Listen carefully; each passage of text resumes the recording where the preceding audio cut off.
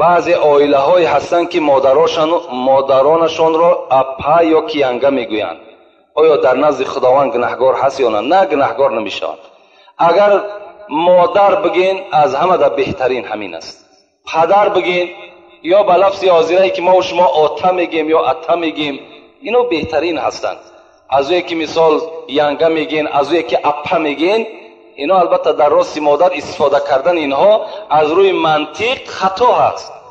لیکن مادامی که نیت ما نیتی همچه مادر همچه یک برای احترام است باقی ندارد. لیکن خوب میشود که ما و شما آچه و آتایی که داریم کلمه ها همینا را استفاده کنیم، این بهتر است. سلام دوستو، با شما سمیوان کورس لیچنش پیشنهاد میکنم. کورس لیچنش 8 تا 12 کیلوگرم وزن میگیره و از موج بشمش نه تا 15 کیلوگرم. همچنین گردش خون تیز میکنه، تنه را بخواد میکنه. مشنی مسئله مرحمت به شرکت شفافرما زنگ زده، شرکت شفافرما مراجعت کرده به متخصصاش داروی خود را دسترس نمایید. برادر تا خدا کجایی؟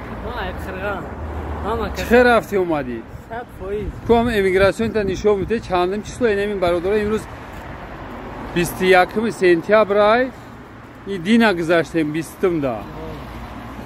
امیگراسیون که 100% پیشنهاد چاسنی 20 دا گذاشتیم. به اوچران میره سراز همزگاری میاد. سلام علیکم. امایا. خانه نرمال رفتیم اومدیم. ای کجای تاجیکستانی؟ کافزا بود. چه رفتی اومدی؟ کو همش خط گذاشت. که نرمال هم خواهد برای گراجاین تاجیکستان من سوال میتم باید 3 ساعت 4 ساعت پراور که میکنم هم سوالش در کانکرت جواب ده تمام به خاطر به یکون چه به پرابلم یکون پرابلم داشته باشد در همش برادر محل میکنه تکش داد بیاین ماشیناشو فل از کلمه هایی که ما مشکه و از کلمه هایی که موی سفید حذر کنین. عیب است، عیب. این شما اگر از مدنیت حساب کنین یا که شرم کنین، حیف شمار جوان. خاک در دهن هم تا جوانی که شرم کند که پدر خچه آتا بگد یا شرم کند که مادر خچه آچه بگد یا مامشکه یا که مثال موی سفید. این چی است؟ اینا نه مدنیت است نه پیشرفت است. همون آچه و آتایی که ما و شما داشتیم همچنان ما و شما با فرزندان میراث بگذاریم، این بهتر است. داملای محترم، من پدر و مادرم را گفتم مرا زن بده. او برای من گفت رفته خودت کار کنه زن بگیر. آیا پدر حق دارد یا من؟ در بعضی از حدیث ها در گردن پدر و مادر 4 حق است. یکی نام خوب ماندن، یکی فرزند را خط نکردن، یکی پیش یک عالم برده تعلیم اسلام کردن و 4 فرزند خاندار کردن. اینا حق پدر هستند. لیکن امروز این جمعیت این شرایط خود همون جوان خود فکر کند. پدر ما و شما در زمان ما و شما را زن دادن میتونست که همه شرایط آماده بود. امروز این پدر و مادر ما و شما باز منتظر ما و شما هستند. ما خود کار کنیم، خود پدر و مادر را نان بتیم و بزم این باز خود خاندار شیم، این بهتر است. از اینکه پدر و مادر ما و شما دقت میتیم، پدر و مادر ما و شما مثال حقهای خودمان بالای او میپرتاییم، از این در خدمتشان کنیم، عائله دار شیم، دعاشون بگیریم، این برای ما و شما بهتر است. نگردیم از پسیانی که پدر ما حق دار است که مرا زن بتد بیستیم مطلی او به یگان کار دست رازی نکنیم، اینم خطا هست.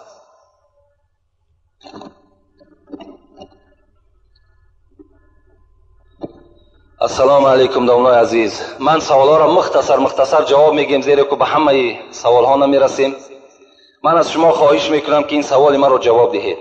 ما با یک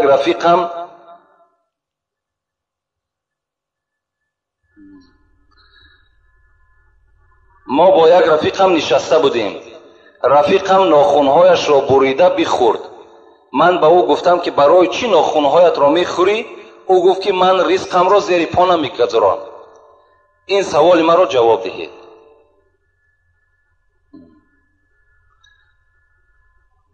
البته این ناخونی که ما و شما از ناخونهای پا میگیریم یا دست میگیریم این ریسک نیست، اینا حرام است خوردنشان. مادامی که اگر این ریسک باشه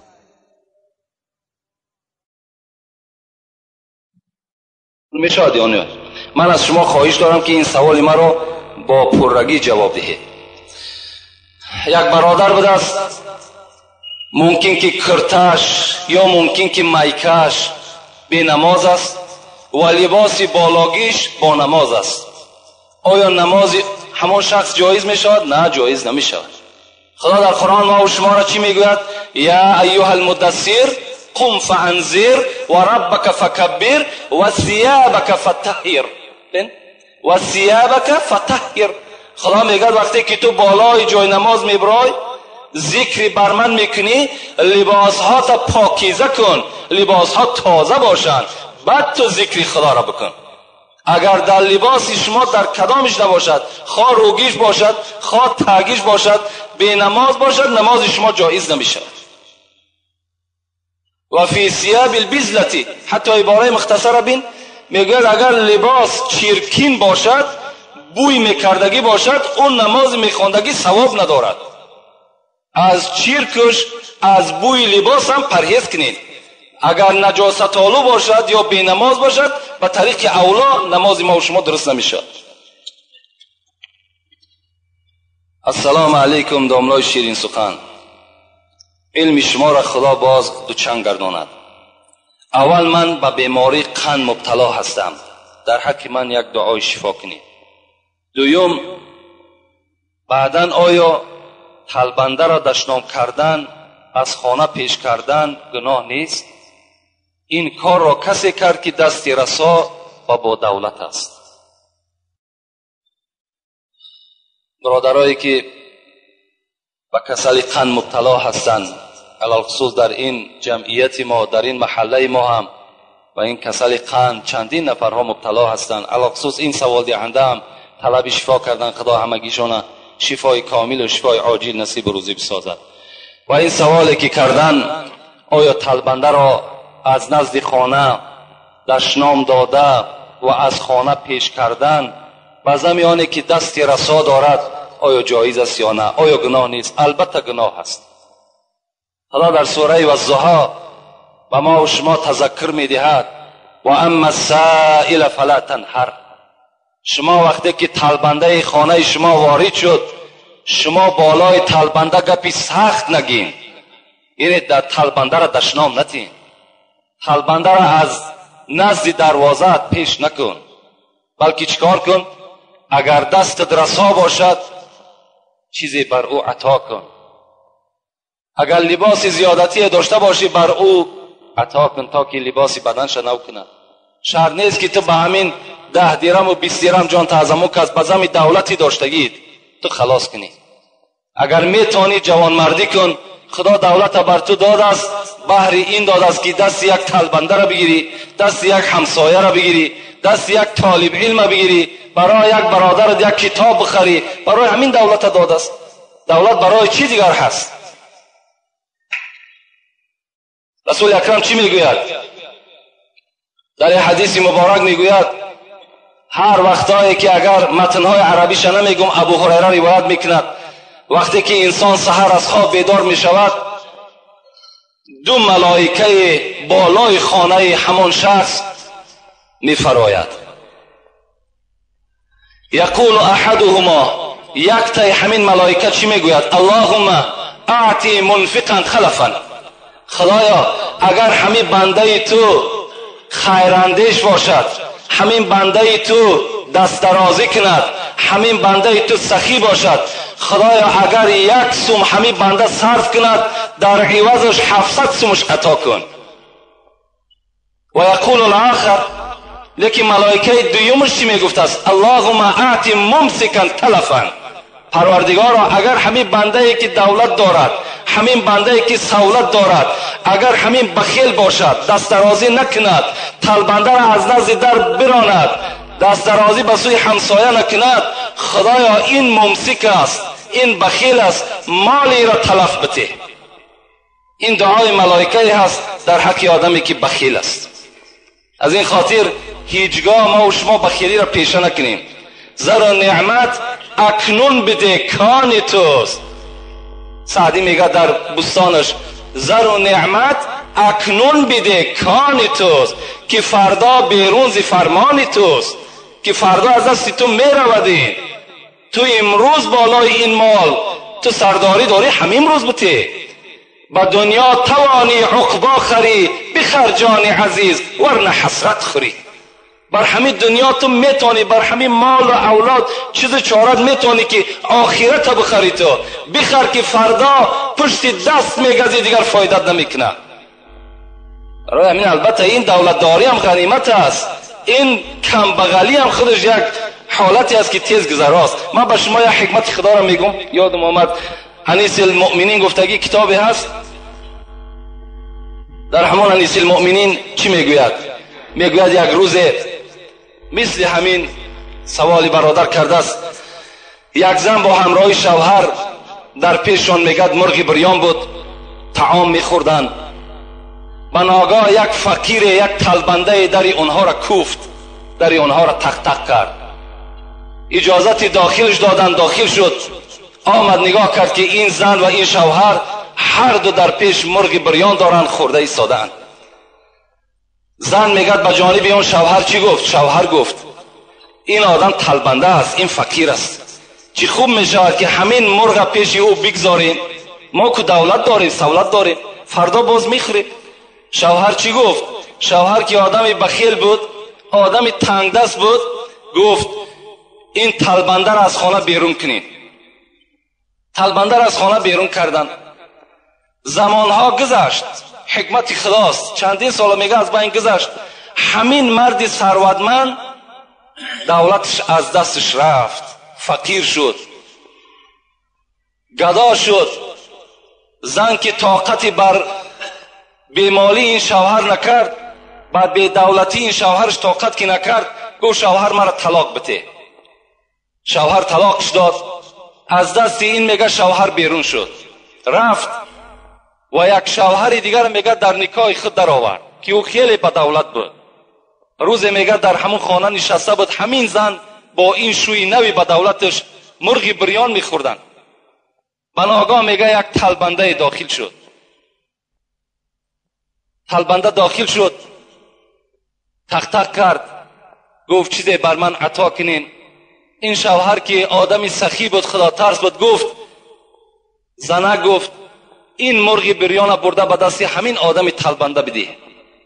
برد میگه بالای لالی و در دست همون طلبنده عطا کرد و میگه گریه کرده به پیش شوهرش آمد. شوهر گفت برای چی گریه میکنی؟ برای همین یک مرغی که ما در راه خدا خیر کردیم، برای همین گریه میکنی؟ زن گفت نه، گریه من برای این است که همین شوهر من بود، همون شوهری با دولتی که من داشتم امروز همین نزد من با به دروازه من طلبیدنی آمد. این شوهر نوی با دولتش چی گفت؟ گفت تعجب نکن تو ای زن، همون مردی که در خانه شما طلبندگی در آمده بود همون من بودم، همون من بودم، خانه شما داخل شدم، بر من مرغ ندادین. حکمت خدا را ببین، حکمت خدا را ببین. با دولت مناز، با مهنت ملال، که این هر دو را زود از زوال. با دولت نازیدن لازم نیست، با فقیری و تنگدستی نازیدن لازم نیست. برای چی؟ برای فقیری که شما دارین، برای این در هر جا عرض شکایت نکنین. میگد که این هر دو را زود از زوال. اینها زود است که یا دولتدار به دولت می شود یا آدم فقیر به دولت می شود.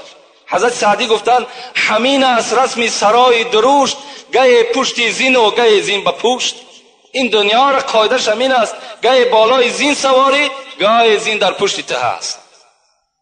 برای همین هیچگاه هر کسی که پیش ما دست دراز میکند خدا شما را دهنده کند، هیچ وقت گیرنده نکند.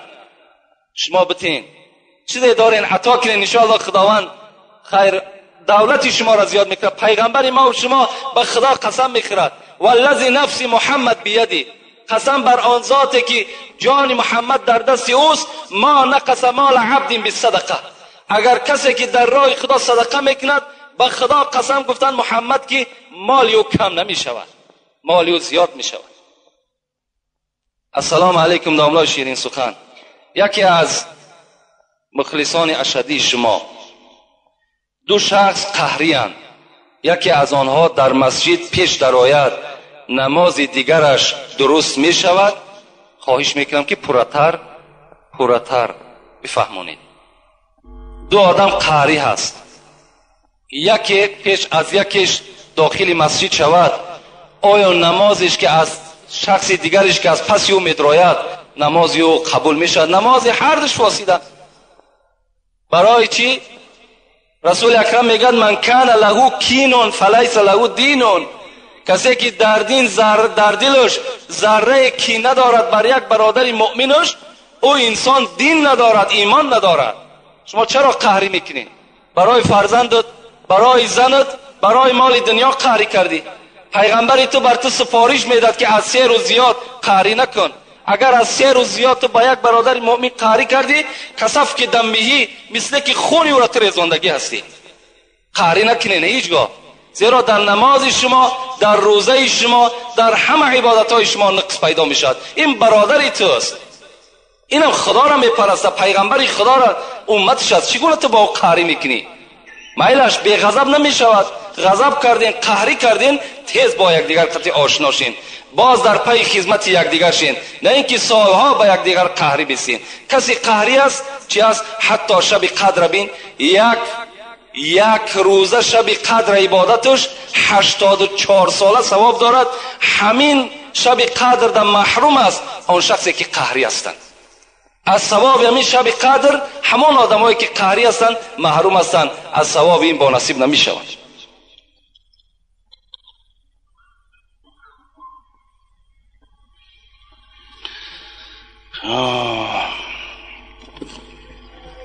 السلام علیکم داملای شیرین سخن. از شما خواهش میکنم که سوالم را با پورگی جواب دهید. در تویها و در نوروزی ها گلبزم میگویند، حالا این درست است یا نه؟ گپ های بیشرم میگویند. دخترها و پسرها باشن با دقت گوش میکنن. مادامی که خود جواب همین سوال گفته، گلبزم هایی که میشود بین خواهر ما و شما و بین بگیم مردهای بیگانه از کجا صحیح میشود؟ از کجا درست است؟ کجا درست است؟ و این گوش هایی که ما و شما با شنیدن این گلبزم ها حوالش میکنیم، فراموش نکنیم که خدای شما میگد این السمع والبصر والفؤاد کل اولئک کان عنه مسئول. چشم های شما، گوش های شما، تمام اعضای شما در روز قیامت در بالای شما مسئولیتی دارند. برای هر یک اعضایی را که در راه خطا تو صرف کردی، برای اینها در نزد خدا جوابگو هستی. هیچگاه جایز نیست و هیچگاه در این معرکه ها اشتراک نکنین، زیرا که البته شما مثل همون شخصایی میشین که در همون معرکه اشتراک میکنن و گناهکار میشوند.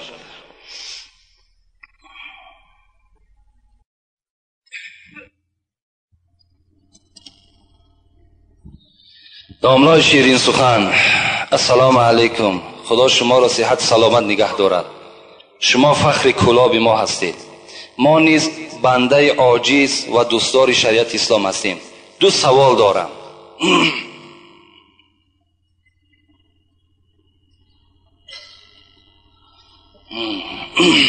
کدام گونه سگها را کشتن در اسلام جایز است و در کیها داشتن سگ جایز است؟ دویم سوال، اسلام چی معنی دارد؟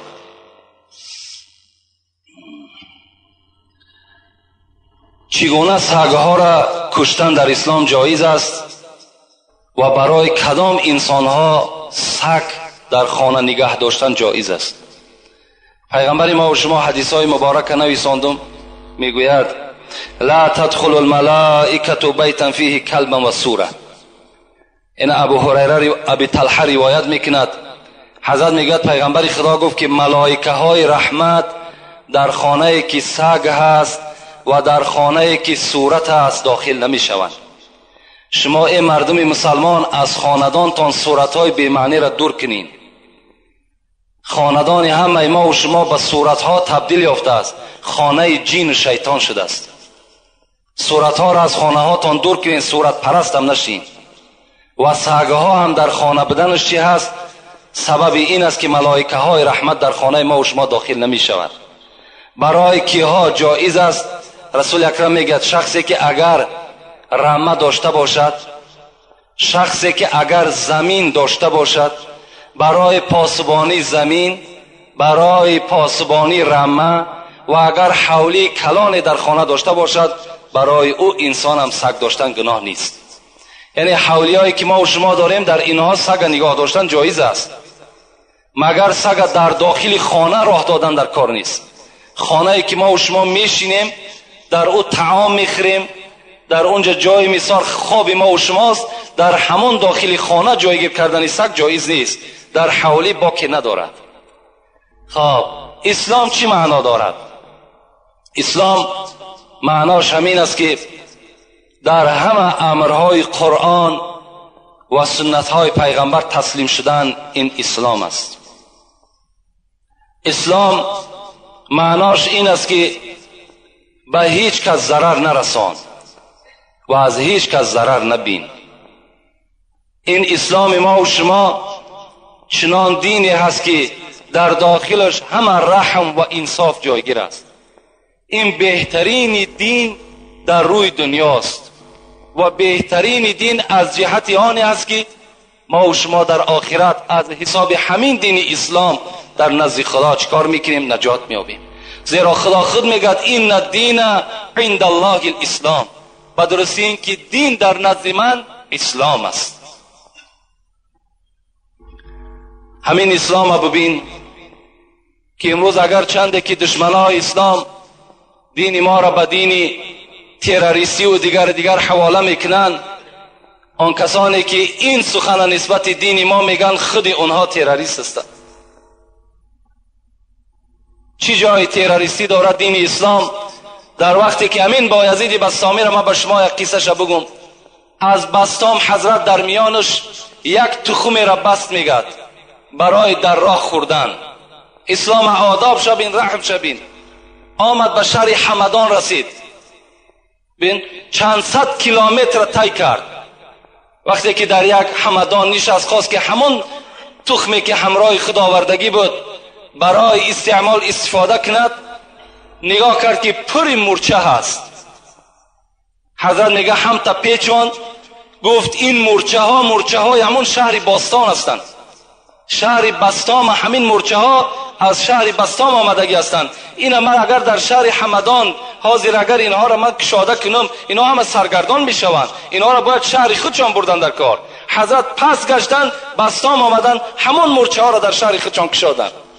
ببین این رحم بی انصاف بی اسلام. ببین چگونه دین است. دین ما و شما دین نصیحت است، دیگر هیچ چیز ندارد. سلام علیکم داملای عزیز. سنی مذهب از شیعه مذهب چی فرق دارد؟ سنی مذهب نیو